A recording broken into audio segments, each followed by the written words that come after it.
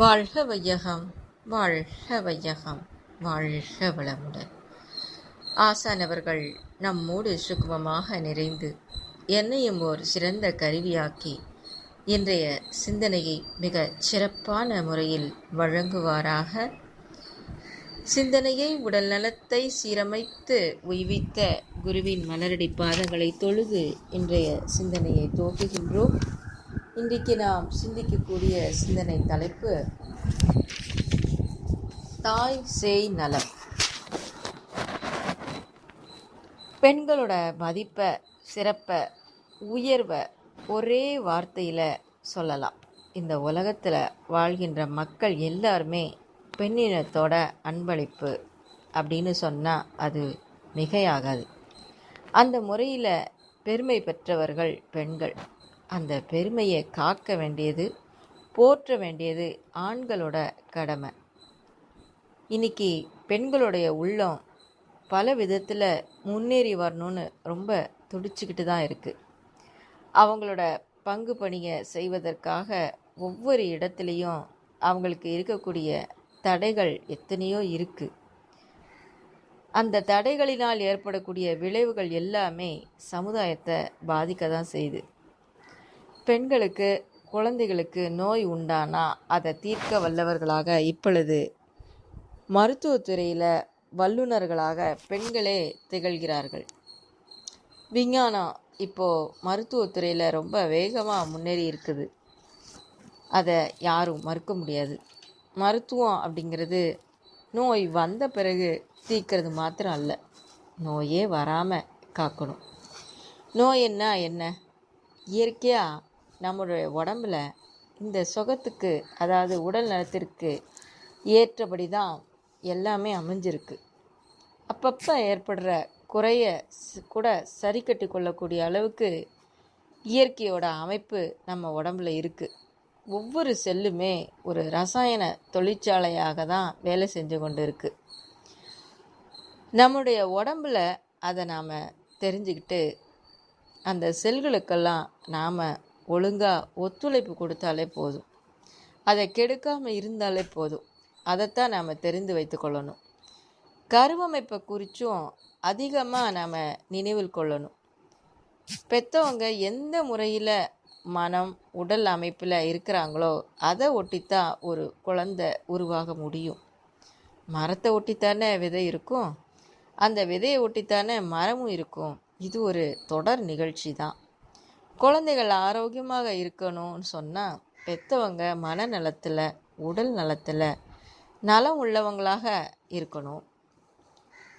பெற்றவங்க இடத்துல ஒருவருக்கொரு பிணக்கு, மனத்தாங்கல், ரொம்ப டென்ஷன், இந்த மாதிரிலாம் இருந்தால் நமது உடம்பில் முக்கியமான சக்தியாகிய அந்த ஜீவகாந்த சக்தியில் குழப்பம் ஏற்படும். அது விஷத்தன்மையாக மாறக்கூடியதாகவே அமையும். அது குழந்தைகளையும் ரொம்பவே பாதிக்கும். இந்த காலத்தில் எத்தனையோ வகையில் படிப்பு, கல்வியெல்லாம் வளர்ந்து கொண்டு தான் இருக்குது. கல்விக்கு செலவழிக்கக்கூடிய பணத்தோட அளவு கூட எல்லா நாடுகள்லேயும் அதிகம்தான். ஆனாலும் வாழ்க்கை கல்வி சரியான முறையில் போதிக்கப்படலை. மனவளக்கலை பயிற்சியின் மூலமாக தான் அருள் தந்தை தான் சிறப்பான முறையில் வாழ்க்கை கல்வியை இன்னைக்கு போதித்து கொண்டு இருக்கிறாங்க. உயிர் என்றால் என்ன? மனம் என்றால் என்ன? உடல் என்றால் என்ன? இந்த வினாவுக்கு பதில் தெரியாதவங்க தான் அதிகமாக இருக்கிறாங்க. நாம் எல்லாரும் கூட அப்படி தானே இருந்தோம், அப்படி தான் வாழ்ந்து கொண்டு இருந்தோம். வாழ்க்கையில் இன்னும் முக்கியமான பொருள் எப்படி அமைஞ்சிருக்குன்னு பார்க்கலாம். அது எப்படி இயங்குது, நாம் அதை போற்றி காக்க என்ன செய்ய வேண்டும் அப்படின்னு தெரிந்து கொள்ளவில்லை என்றால் நாம் செய்யக்கூடிய ஒவ்வொரு செயலிலும் அளவு மீறியும் முறை மாறியும் செய்வோம். என்ன செஞ்சாலும் நம்மளுடைய செயல், நம்மளுடைய நோக்கம், திறமைக்கு ஏற்பதான் ஒரு விளைவை கொடுக்கும். அந்த விளைவை எல்லோரும் அனுபவிக்கத்தான் வேணும். தாய் சேய் நலம் என்று சொல்கிற போது அது பெண்களுக்கோ குழந்தைகளுக்கு மாத்திரம் அல்ல, மனித குலத்திற்கே ஒரு பொதுவான ஒரு மதிப்புடைய இடம் அது. அந்த மனிதகுல மேன்மைக்காக தான் தாய் சேய் நலம் என்ற ஒரு பிரிவை எல்லாரும் மதித்து அதுக்கு ஒவ்வொருவராலும் ஆக வேண்டிய செயலை செய்ய வேண்டியது ரொம்ப ரொம்ப அவசியம். நோய் வராமல் தடுக்க வேண்டுமானா கருவுற்ற நாள் முதற்கொண்டு பிரசவமாகிற வரையில் அதை கவனிக்க வேண்டியது பெண்களுடைய கடமை. ஆனால் பெண்கள் மாத்திரம் அதை கவனித்து கொள்ள முடியாது. குடும்பத்தில் முக்கியமாக உள்ள கணவன், இன்னும் பெரியவங்க எல்லாருடைய கடமையும் அதில் இருக்குது. கருவுற்ற காலத்தில் ஒரு பெண்ணுடைய மனம் சோர்வு அடையுமானா, பிணக்கு அடையுமானா, வருத்தம் அடைய செய்தால் ஒவ்வொரு வருத்தமுமே அந்த குழந்தைகளோட மனதை வெகுவாக பாதிக்கும். இதை முதல்ல தெரிந்து கொள்ளணும். கருவுற்ற காலத்தில் எந்த விதத்திலையும் ஒரு பெண் ஒரு குடும்பத்தில் எப்படியெல்லாம் இருக்கணும்னு நல்லா தெரிந்து வைத்து கொள்ள வேண்டும். அப்படி தெரிந்து கொள்ளவே இல்லை என்றால் அது குழந்தைகளை ரொம்ப பாதிக்கும். அந்த காலத்தில் ஏற்படக்கூடிய மனநிலை குழந்தைகளை எப்படியெல்லாம் பாதிக்கும் என்பதை தெரிந்து கொள்ளாதவர்கள் தான் இன்னைக்கு அதிகமாக இருக்கிறாங்க. அது மாத்திரம் அல்ல, கரு உருவாகிற காலத்திலேயே தவறு ஏற்படாது இருக்கணும். இந்திய சமுதாயத்தில் இந்த சமயத்தில் நல்லதொரு பழக்கங்கள் எல்லாம் பண்பாட்டிலேயே அமைஞ்சிருக்கு. கரு உருவாகிற காலம் அமாவாசையாகவோ பௌர்ணமியாகவோ அமையக்கூடாது என்பதை நம்மளோட முன்னோர்கள் கண்டுபிடிச்சிருக்காங்க. ஏன்னா சூரியன், பூமி, சந்திரன் இந்த மூணும் ஒரே நேர்கோட்டில் வரும்போது உடல், உள்ளம் இரண்டையும் ஒரு முக்கியமான எல்லைக்கு உயர்த்தவோ தாழ்த்தவோ உடையதாக இருக்குது. அந்த காலத்தில் ஏற்படக்கூடிய கரு உடம்புலையும் மனதிலையும் குறைவுள்ளதாக தான் இருக்கும். கரு அமையும் காலத்தில், அதாவது ஓவம் சொல்லக்கூடிய அந்த முட்டையில் 3 நாட்களுக்கு முன்னதாகவே உற்பத்தி ஆகுது. அந்த பூர்த்தியாகும் காலமாகிய அந்த 3 நாட்களில் அந்த பெண் கடைபிடிக்கக்கூடிய செயல்கள் எல்லாம் அவளுடைய மனநிலை, உடல்நிலை, உணவு அத்தனையுமே அந்த முட்டைக்கு ஒரு பதிவாக வந்து இதுவரை அந்த பெண் எத்தனை ஆண்டுகள் வாழ்ந்திருந்தாலும் குறிப்பாக அந்த 3 நாட்களுக்குரிய செயல்கள் ரொம்ப முக்கியத்துவம் பெறுறத நம்மளுடைய நூல்களில் மிக விரிவாக எடுத்து சொல்லியிருக்காங்க. அனுபவத்தில் நாம் பார்க்கும்போது அது சரியாக தான் இருக்குது. உதாரணமாக அந்த நாட்களில் சீப்பு எடுத்து அழுத்தமாக தலை வாரினா ஆண் பிறந்தாலும் பெண் பிறந்தாலும் தலையில் வழுக்க விழும்னு நிர்ணயமாக கூறி வச்சுருக்காங்க. கண்களுக்கு மையிட்டா கருட பார்வையோ அல்லது கண் கோளாறோ ஏற்படும் என்பதையும் நிர்ணயமாக சொல்லியிருக்காங்க. கடினமான பொருள் எதையாவது பல்லால் கடித்தா சொத்தைப்பல் விழும்னு சொல்லியிருக்காங்க. ஒரு பெரிய மரம் இருக்குது, வித்தில் அதன் விதையில் ஒரு சின்ன பொத்தலோ அல்லது ஏதாகலும் பழுது ஏற்பட்டாலோ அந்த மரத்தையே பாதிக்கிற மாதிரி அடிப்படையே பாதித்துவிடும். அப்போது அந்த மாதிரி பாதிக்கின்ற மாதிரி அந்த விந்து உற்பத்தி ஆகின்ற காலத்தில் அந்த 3 நாட்களில் அந்த பெண் செய்கின்ற அத்தனை செயல்களுக்குமான விளைவை அந்த குழந்தை தாங்க வேண்டியதாக இருக்கும். அது மட்டும் இல்லை, கருப்பையில் இருக்கும் சிசுவோட நிறம், சரும நிறம், உருவ அமைப்பு இதையெல்லாம் பார்க்க போனால் அந்த தாய்க்கு யார் யார் மேலே அன்பும் நட்பும் உடையவர்கள் இருக்கிறாங்களோ அதெல்லாம் அந்த குழந்தைக்கு ஒரு பதிவாக இருக்கும். மாமியார், மாமனாரோ அல்லது கணவனோ அவ்வளவு பேருடைய பாகமும் ஒன்று கூடி யார் யார்கிட்டெல்லாம் அதிகமான பற்றுதலோ யாரோட நினைவு அடிக்கடி இருக்குமோ அந்த வடிவமைப்பை அந்த குழந்தை பெற்றிருக்கும். மற்றதெல்லாம் உள்ளடக்கமாக தான் இருக்கும். 10 மாதம் தாங்கி கொண்டிருக்கும்போது தாய்க்கு எந்த மாதிரியான எண்ணம் இருக்குமோ அது மாதிரி தான் குழந்தைக்கும் இருக்கும். இது மாதிரியான பல விஷயங்களை கரு அமைகிற காலத்திலிருந்து உருவாகி கரு கழியும் காலம் வரையிலும் ஒரு பெண்ணின் நடவடிக்கை எப்படி இருக்கின்றதோ அப்படியும் அமையும். அந்த கரு அமைந்து வரும் காலத்தில் ஆண் அந்த பெண்ணுடன் எப்படி தொடர்பு கொள்கிறான், எந்த முறையில் பழகி வருகிறான் என்பதை பொறுத்தும் கூட அந்த குழந்தை பாதிக்கப்படுது. பெண் கருவுற்று இருக்கும்போது முரட்டுத்தனமான இணைப்பு ஏற்பட்டால் அந்த குழந்தைக்கு போலியோ நோய் வரக்கூடும். எப்படின்னா, கருப்பையில் அதிகமான அழுத்தம் விழுகின்ற போது அந்த இடத்துல ஊறி வரக்கூடிய ஒருவித திரவத்தோட கசிவு அந்த குழந்தையின் உருவத்தையே பாதிக்கும். கரு அமையும் காலத்திலிருந்து குழந்தையின் வளர்ச்சியை ஆராய்ஞ்சு பெரியவங்க எழுதி வச்சுருக்காங்க. முதல் மாதத்தில் கம்பு போலவும், 2வது மாதத்தில் தலை, முதுகு, முகம், 3வது மாதத்தில் கைகள், பாதங்களோடு விரல்கள், 4வது மாதம் மூக்கு, முகம், உருவம், 5வது மாதம் செவி, நாக்கு, கண்கள், 6வது மாதம் நகங்கள், 7ஆம் மாதம் தலை, மயிர், நரம்பு, எலும்பு, 8ஆம் மாதம் 2 பக்கமும் பூர்த்தியாகிவிடும். 9 மாதம் பிறப்பதற்கு தயாராக குழந்தை கருப்பையிலேயே நிறைவு பெறுது. எப்படி இத்தனை துல்லியமாக கண்டுபிடிச்சாங்க அப்படின்னா, கர்ப்பமாகிய உடனே ஒரு பெண் மரணம் அடைஞ்சா சடலத்தை அப்படியே புதைச்சி அல்லது எதிரித்து விட்டால் பாவம்னு சொல்லி அதை எடுத்து அறுத்து குழந்தையின் சடலத்தை வெளியே எடுத்து எந்த மாதத்தில் உருவம் எப்படி இருக்குது அப்படின்னு பார்க்கறதுக்காக அந்த கால ஆராய்ச்சியாளர்கள் சாதுரியமாக இப்படி ஒரு சடங்கை உருவாக்கி குழந்தையின் பல்வேறுபட்ட உருவங்களை கண்டுபிடிச்சாங்க. ஒவ்வொரு அவயமும் உற்பத்தி ஆகின்ற காலத்தில் வன்முறை சக்தி எந்தெந்த உறுப்புகளை தாக்குதோ அது எல்லாமே குழந்தைய பாதிக்க தானே செய்யும். எல்லா விளைவிற்கும் ஒரு காரணம் உண்டு என்பதை மறுக்க முடியாது. சில இடங்களில் செயலுக்கும் விளைவுக்கும் நேரடியாக நாம் இப்பொழுதே இணைப்பு கொடுக்க முடியாது. எங்கேயோ விளைவு இருக்கும், செயல் எங்கேயோ இருக்கும். இடைக்காலம் நீண்டதாக இருக்கிறதுனால நாம் தெரிந்து கொள்ள முடியாமல் வேண்டுமானால் போகலாம். ஆனால் ஒரு செயல் இருந்தால் அதுக்கு ஒரு விளைவு நிச்சயம் உண்டு. அதை போல விளைவு இருந்தால் அதுக்கு ஒரு காரணமும் உண்டு என்பது இயற்கை நியதி. அதை தவிர்க்கவே முடியாது. இந்த முறையில் விந்துவனுடைய பெருமையை மனிதன் உணர வேண்டும். உணர்ந்து கொண்டால் அதை முறைப்படுத்தி கொள்ளக்கூடிய ஒரு பொறுப்புணர்ச்சி அப்போது தான் உண்டாகும். அங்கே தான் உணர்ச்சிகளை கட்டுப்படுத்தி கொண்டு முறையாக நெறியோடு வாழக்கூடிய ஒரு அற உணர்வு உண்டாகும். அதனால் இந்த முறையில் எல்லாம் இதை விளக்கியே ஆக வேண்டியதாக இருக்குது, விரித்தும் கூற வேண்டியதாக உள்ளது. பல இடங்களில் பாலுறவை பற்றி சாமிஜிக்கிட்ட பல கேள்வி கேட்டிருக்காங்க. அமெரிக்காவில் ஒரு பெண் சாமிஜிக்கிட்ட, ஐயா, ஆண் பெண் உறவை பொறுத்த மட்டில் எங்கள் நாட்டோடு ஒப்பிட்டு பார்த்தா உங்கள் நாட்டில் கற்பு என்ற பெயரில் கடுமை காட்டப்படுதே, இது பற்றி நீங்கள் என்ன சொல்கிறீங்க அப்படின்னு கேட்டாங்களாம் ஒரு பெண்மணி. ஒரு பெண் விரும்பினா யாருடன் ஏன் தொடர்பு வைத்து கொள்ளக்கூடாது? அதுக்கு ஏன் கட்டுப்பாடு? அந்த கட்டுப்பாட்டிற்கு அவசியம் என்ன அப்படின்னு அந்த பெண் கேட்டாலாம்.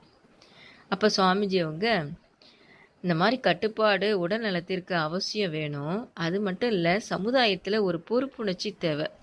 உடல் நலத்தை எடுத்துக்கொண்டோமானா ஒரு ஆணினுடைய வித்து கருப்பையில் சேர்ந்தால் அதை தன்வயப்படுத்தி கொள்றதுக்கு குறிப்பிட்ட சில நாட்கள் வேண்டும்.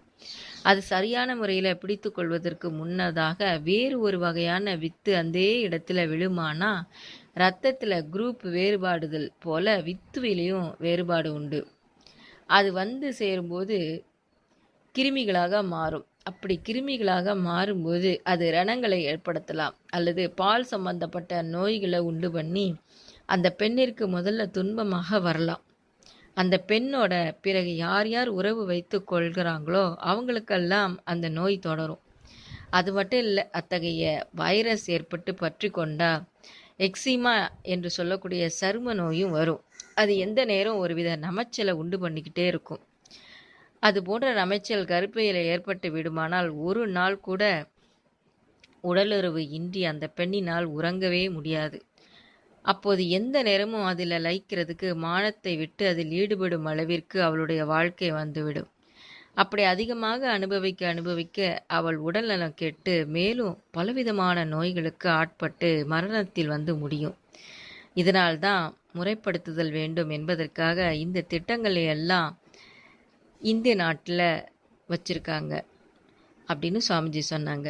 மேலும் எங்கள் நாடு ஒரு வெப்ப நாடு, அதனாலேயும் கட்டுப்பாடு அவசியமாக உணரப்படுது. அது மட்டுமல்ல, பொருளாதார ரீதியிலையும் பின்தங்கிய நாடு. ஒரு குழந்தை பிறந்தது என்றால் 2 பேருமே கூடி வளர்க்கக்கூடிய அளவிற்கு ஒரு பொறுப்புணர்ச்சி வேண்டுமென்ற காரணத்தினாலேயும் ஒரு பெண்ணிற்கு ஒரு ஆண் அப்படின்னு வச்சுருக்காங்க. அப்போ அந்த பெண்மணி தொடர்ந்து கேட்டாங்க, அது சரி, ஆனால் திருமணத்துக்கு முன்னர் கூட பழகுவது ஏன் தடுக்கிறீங்க அப்படின்னு கேட்டதுக்கு சுவாமிஜி விளக்குனாங்க. அப்படி பழகுவதால் ஒரு குழந்தை உற்பத்தி ஆனால் அது கூட பாதிக்கப்படும். அதனால தான் ஒவ்வொரு கட்டத்திலையும் பொறுப்புணர்ச்சி வற்புறுத்தப்பட்டு வருகிறது. பல ஆண்டுகளுக்கு முன்னரே இது குறித்து சுவாமிஜி ஒரு கவிதை எழுதியிருக்காங்க. கற்பதனை காப்பாற்ற இருபாலருக்கும் கடமை பொதுவே எனினும் அற்புதமாம் இயற்கையிலே அமைந்த வேகம் ஆணை விட்டு பெண்ணுக்கே சின்னம் வைக்கும். சர்புத்திரன் போல அவன் உலாவ சமூகத்தால் அவள் தூற்றப்படுவாள். அதனால் நற்பண்பாம் கற்பொழுங்கை உயிரின் மேலாய் நாடுகின்றார் அறிவுடைய பெண்கள் எல்லாம். பாலுறவின் பின் விளைவுகளை பெண்கள் தான் அதிகமாக சமாளிக்க வேண்டியுள்ளது. அதனால் பெண்களுக்கு அதிகமாக பொறுப்புணர்ச்சி உண்டாகிறது. அதனால் பெண்கள் தான் இதை அதிகமாக எடுத்துக்கொள்ளணும். அந்த பெண்மணி கொஞ்ச நேரம் அமைதியாக சிந்தனை செஞ்சாங்க. என்ன அப்படின்னு சுவாமிஜி கேட்டப்ப சாமிஜியோட பாதங்களை பிடித்து வணங்கி கொண்டே, சுவாமிஜி எனக்கு ஒரு வரம் தாருங்கள் அப்படின்னு கேட்டாங்களாம். அடுத்த பிறவி என ஒன்று இருக்குமானா இந்திய குடும்பத்தில் நான் மகளாக பிறக்கணும் அப்படின்னு அந்த பெண்மணி உள்ளம் உருகி வேண்டுனாங்களாம். அந்த அளவுக்கு சுவாமிஜியோட விளக்கம் அந்த பெண்மணியோட மனதை மாற்றியிருக்கு. இன்றைக்கி பார்க்குறோம், உலகம் முழுவதும் மென்டலி ரிட்டையர்டு சில்ட்ரன், அதாவது மன வளர்ச்சி குன்றிய குழந்தைகள் நிறைய பிறக்கிறாங்க. இதுக்கு என்ன காரணம்? அந்த கரு உருவாகிற காலமே தவறாக போய்கிட்டு தான் இருக்குது. எந்த பௌர்ணமியை உடல் உறவுக்கு ஆகாதுன்னு சொன்னாங்களோ அந்த பௌர்ணமி இன்னைக்கு ஒரு புனித நாள், அதாவது ஹோலி டே அப்படிங்கிறது வாசகம் போய் ஹாலிடே உல்லாச நாள் அப்படிங்கிற வாசகமாக மாறி போயிடுச்சு. அந்த காலத்தில் கரு ஏற்பட்டால் அந்த ஜீவகாந்த ஆற்றலை எந்த அளவுக்கு பாதிக்கும் அப்படிங்கிறத நம்மளோட மருத்துவ விஞ்ஞானிகள் ஆராய்ச்சி செய்ய வேண்டிய இடத்துல இருக்கிறாங்க. கோள்களுக்கும் மனிதனுக்கும் உள்ள உறவு இன்னும் மருத்துவ விஞ்ஞானத்தில் கொண்டு வரப்படவில்லை. அதுக்கு ஒரு சிறந்த ஆராய்ச்சியை ஏற்படுத்தி அதை செஞ்சு தான் ஆகணும். மனித உடலுக்கு உள்ளாக மனித உடலின் இருக்கக்கூடிய அந்த மெட்டபாலிக் ரொட்டீன்னு சொல்லுவாங்களே, அந்த இயக்கத்தை எல்லாம் நடத்தி வைக்கிறதுக்கும் மனதை நடத்தி வைக்கிறதுக்கும் ஒவ்வொரு எண்ணம், சொல், செயல் இவைகளையெல்லாம் அனுபவ பதிவுகளாக செய்து கொண்டு தரம், தன்மை இதனை உருவாக்குவதற்கும் உள்ளது தான் நம்ம ஜீவகாந்த சக்தி. அந்த ஜீவகாந்த சக்தியிலிருந்து ஒரு துளி, ஒரு சிறிய அளவு தான் வித்தின் மூலமாக கருத்தொடராக பல கோடி தலைமுறைகளாக வந்து கொண்டே இருக்குது. இப்போது இந்த கோள்களுடைய ஓட்டத்தில் அந்த ஜீவகாந்த சக்தி எப்படியெல்லாம் மாற்றம் அடைகிறது என்பதை இன்னும் கொஞ்சம் கொஞ்சமாக விரிவாக பார்க்கலாம். பௌர்ணமி காலத்தில் விபத்து அதிகமாக நடந்து வருதுன்னு கலிஃபோர்னியாவில் ஆராய்ச்சியாளர்கள் எல்லாம் ஆராய்ச்சி செஞ்சுருக்காங்க. அப்போ கலிஃபோர்னியா பல்கலைக்கழகத்தில் ஆராய்ச்சிக்காக அடிக்கடி தெரிவிச்சிருக்காங்க. அதில் பௌர்ணமி விபத்து வைத்தியம் அப்படின்னு ஒரு டிபார்ட்மெண்ட்டை ஏற்படுத்தி அந்த பௌர்ணமி விபத்து வைத்தியம் கொடுக்கறதுக்காக அதிகப்படியான ஆட்களை எல்லாம் போட்டு அங்கே அமைப்புகளை ஏற்படுத்தியிருக்காங்க. அதில் இருந்து ஓரளவு இந்த கோள்களுடைய ஓட்டத்தில் எப்படி மனித உள்ளம், உடல் பாதிக்கப்படுது அப்படிங்கிறத தெரிஞ்சுக்கலாம்.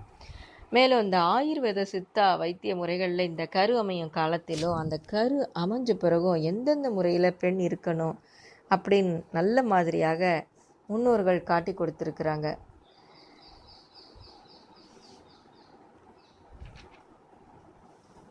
நீண்ட காலம் ஆராய்ச்சியில் செய்த முடிவு தான் அவங்கள சாதாரணமாக ஆராய்ச்சி செய்யலை, முழு ஆராய்ச்சி செஞ்சுருக்காங்க.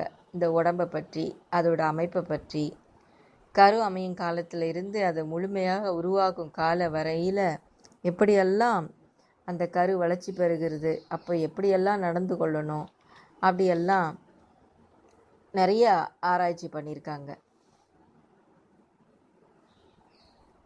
ஒரு குழந்தை பேர் உண்டாகுவதற்கு முன்னாடி கணவன் மனைவி உறவு எப்படி இருக்கணும் என்பதையும் நம்மளோட பண்பாட்டிலேயே நாம் அதை வளர்க்கணும். ஒருத்தருக்கு ஒருத்தர் பிணக்கு இல்லாமல் உள்ள குடும்பத்தில் தான் குழந்தைங்க நல்லா பிறப்பாங்க.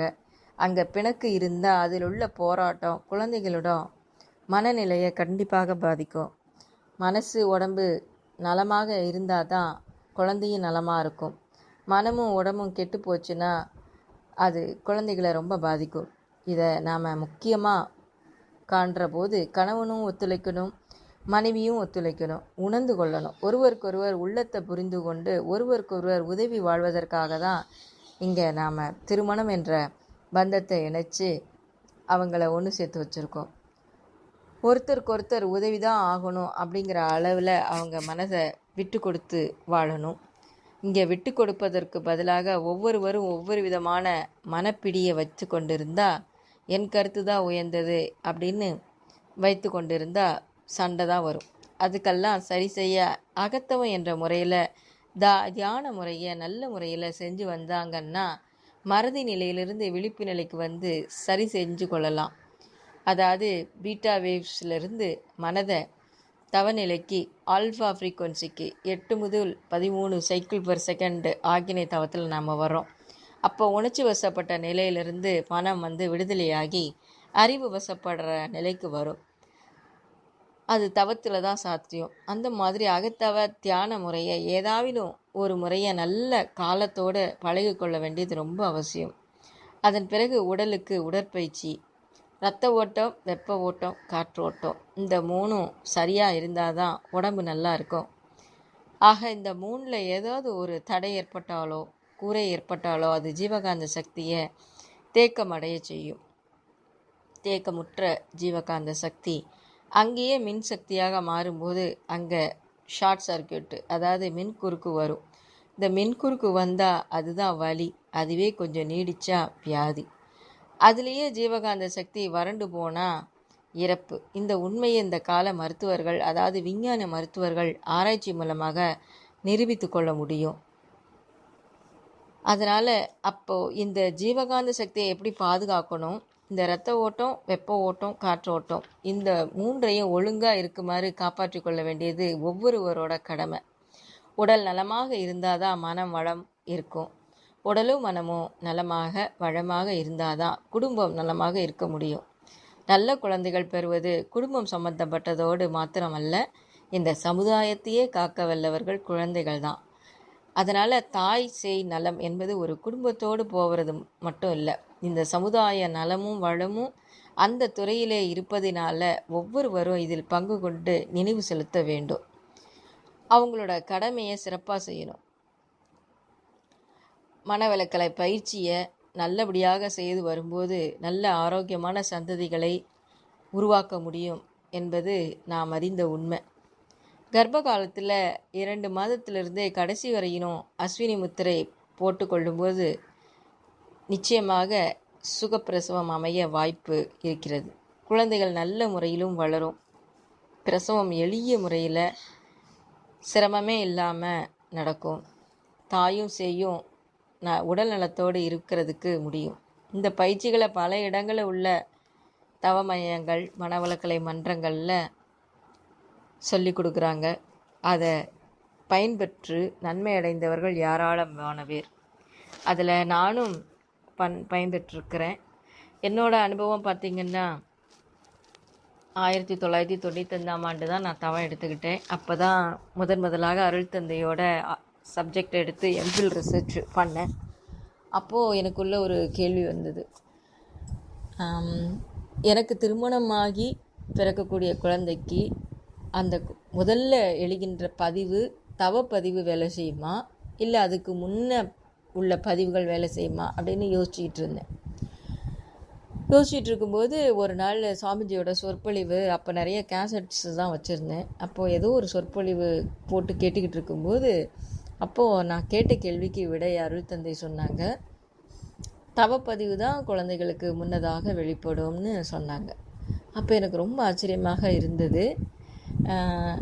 இந்த கேள்வி எழுந்து 2 ஆண்டுகள் கழித்து எனக்கு திருமணம் நடந்தது.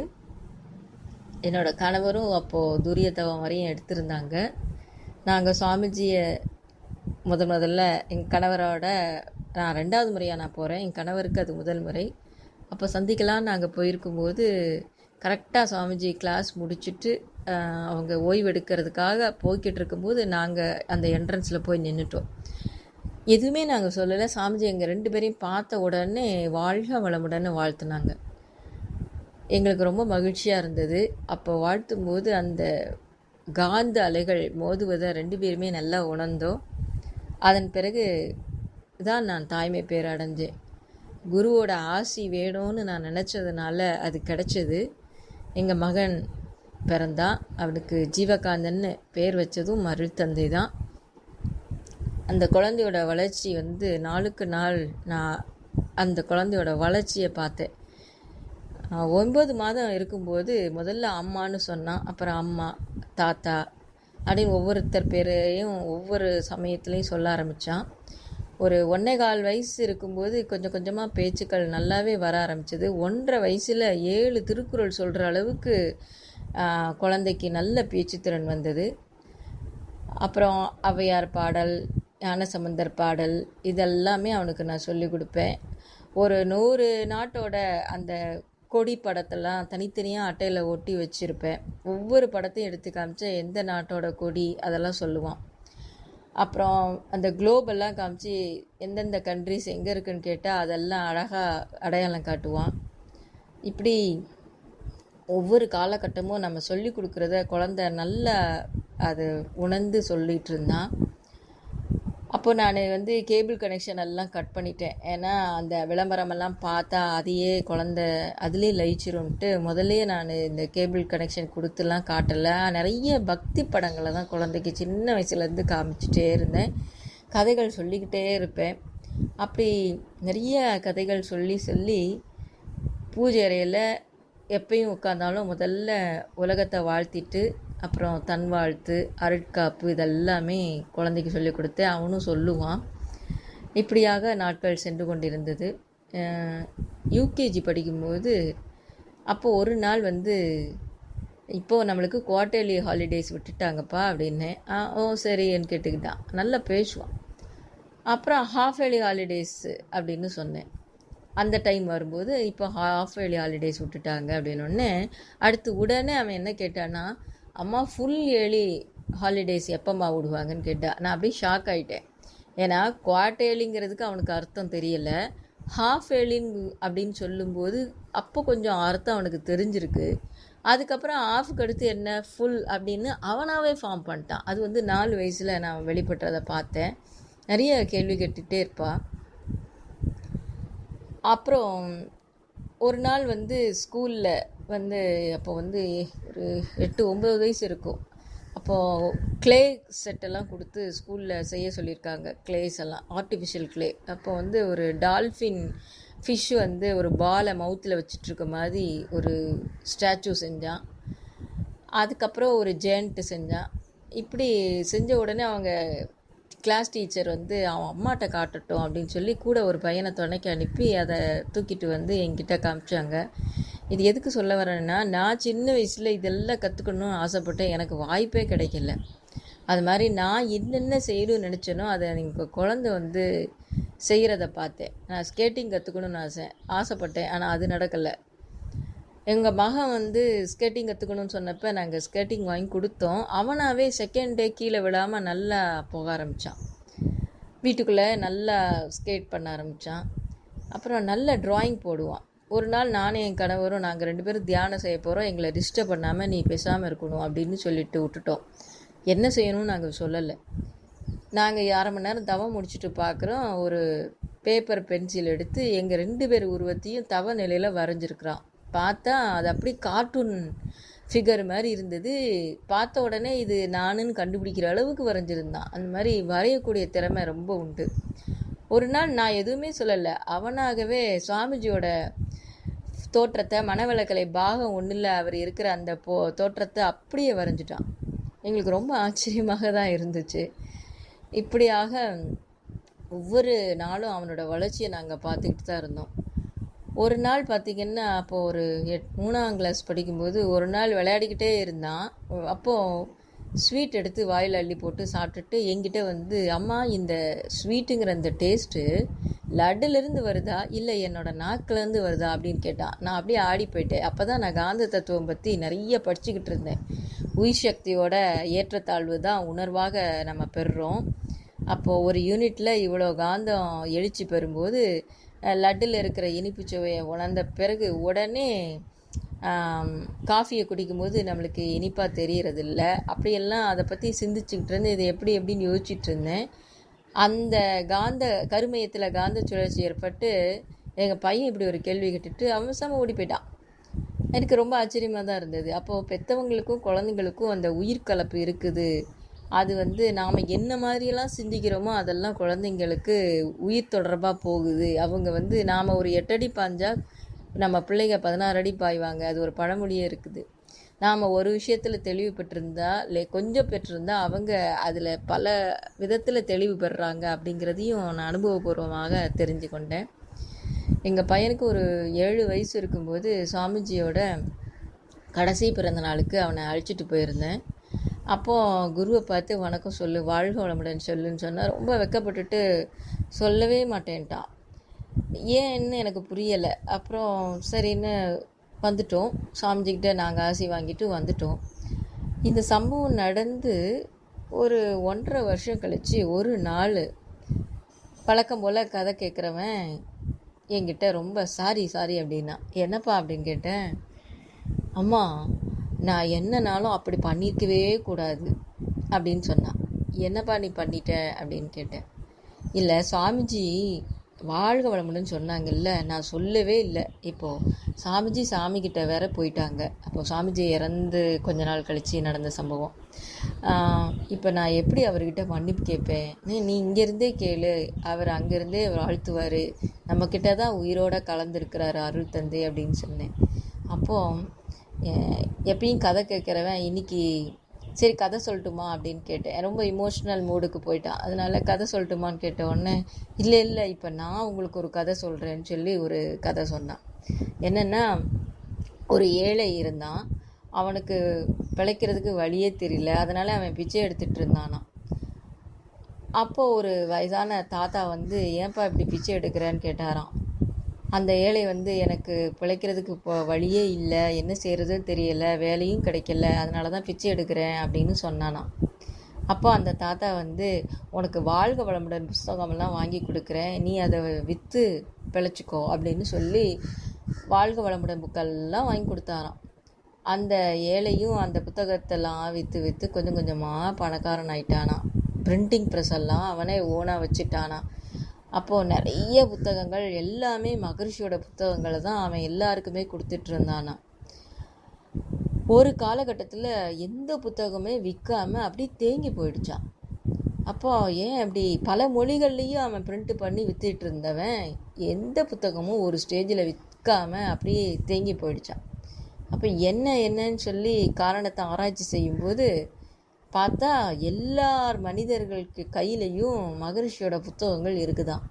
இனிமேல் பிரிண்டே பண்ண வேண்டாம் அப்படின்னு சொல்கிற அளவுக்கு அந்த புத்தகம் வந்து எல்லார் கையிலையும் வந்துருச்சான் அப்படின்னு சொன்னான். அப்போது என்னை கடைசியாக எப்பயுமே ஒரு கேள்வி கேட்குறது வழக்கம் நான். அதே மாதிரி அவனும் என்கிட்ட, அம்மா அந்த தாத்தா யாரோ இருக்கும்னு நினைக்கிறீங்க அப்படின்னு கேட்டான். நான் உடனே யார், நம்ம மகரிஷி தாத்தா தான் அப்படின்னு சொன்னேன். உடனே அவன் சிரிச்சிட்டு, அவர் தானே சாமிக்கிட்ட போயிட்டார்ல, அந்த தாத்தா வேறு யாரும் இல்லை, நான் தான் அப்படின்னு சொன்னான்.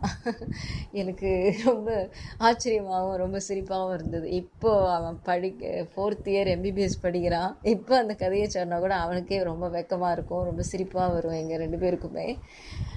இந்த மாதிரி குழந்தைங்க நல்ல அறிவு பலத்தோட ஆன்ம பலத்தோடு இருக்கிறதுக்கு நம்மளோட வாழ்த்து, நாம் பெற்றவங்க செய்கிற தவம் இதெல்லாம் தான் பிள்ளைகளுக்கு போய் சேரும். பெற்றோர் தவம் பிள்ளைகள் நலம் அப்படின்னு அருள் தந்தை சொல்லுவாங்க. பையனுக்கு 12 வயசு இருக்கும்போது அப்போ தான் நான் தன ஆகர்ஷ்ண சங்கல்ப மந்திரம் அவனுக்கு சொல்லி கொடுத்தேன். அப்போ சொல்லி கொடுத்தப்ப ஒரு நாள் என்ன பண்ணால், அந்த மந்திரத்தின் முடிவில் என் வசமாக வசிய ஓம் ஸ்வாகான்னு நம்ம சொல்லுவோம் இல்லையா, அதை வந்து அவன் வந்து வேறு மாதிரி சொல்லிக்கிட்டு இருந்தான். என்ன சொல்கிறான்னு பார்த்தா, உலகம் வசமாக வசிய ஓம் ஸ்வாகா அப்படின்னு 108 முறை சொன்னான் ஒரு நாள். எனக்கு ரொம்ப ஆச்சரியமாக போச்சு. நம்மளுக்கு கூட இந்த மாதிரி தோணலையே, குழந்தை இப்படி சொல்கிறானே, ஏன்டா உனக்கு என் வசமாக தானே சொல்லி கொடுத்தேன், நீ என்ன உலகம் வசமாகன்னு சொல்கிற, ஏன் அப்படின்னு கேட்டேன். உலகத்துக்குள்ளே தானம்மா நம்ம இருக்கிறோம், அதனால் உலகம் வசமாகன்னு சொன்னால் என்ன தப்பு, எல்லாருக்கும் சொன்னால் நல்லது தானம்மா அப்படின்னு சொன்னான். நான் அப்படியே ஆடி போயிட்டேன். என்னோடய மனநிலையே மாறிப்போச்சு. குழந்தைகளோட அறிவு நிலை எப்படி உயருதுன்னு பார்த்தேன். இப்பயுமே அவனோட ஆராய்ச்சி எல்லாம் வேறு மாதிரி வித்தியாசமாக தான் இருக்குது. சாமிஜி சொல்லக்கூடிய அவங்க சுவாமிஜியோட வாழ்க்கை வழக்கமெல்லாம் படித்து வச்சுருக்கிறான். காந்தத்தன்மையெல்லாம் அவனுக்கு தெரியுது. இன்னும் மருத்துவ உலகத்திற்கு மனவளக்கலையை சிறப்பாக கொண்டு சேர்க்கணுன்னு உங்கள் எல்லார்கிட்டையும் ஆசையை பெறுவதற்காக விளைகின்றேன். நீங்கள் எல்லோரும் அந்த குழந்தை சிறப்பாக சமுதாயத்திற்கு நல்ல முறையில் தன்னோட பங்கு பணியை ஆற்றணும்னு வாழ்த்துங்க. நன்றி. இத்தகைய வாய்ப்பு கொடுத்த மகேஸ்வரி பிரபாகரன் அவர்களுக்கும் இவ்வளவு நேரம் பொறுமையாக கேட்டுக்கொண்டிருந்த அன்பர்கள் அனைவருக்கும் மிக்க நன்றி. வாழ்க வளமுடன்.